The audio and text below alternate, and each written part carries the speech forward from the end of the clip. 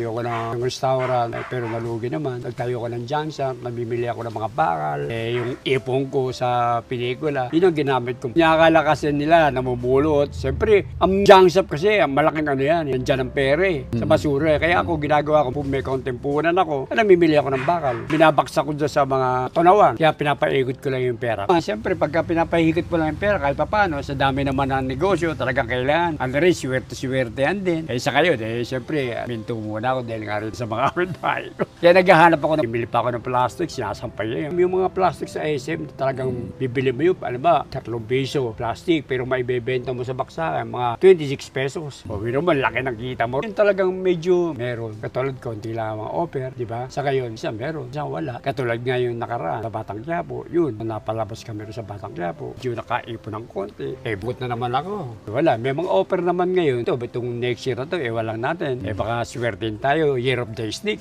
May gagawin nga kami ni Ate Guy, kaya lang nagbi-meeting pa sila Ate Guy dyan sa Channel 13. Kung matuloy kanya yun, basta importante lang sa akin, okay kayo, hindi kayo problema. Pagka bata pa talaga, obligasyon ng magulang, ang palaki nyo.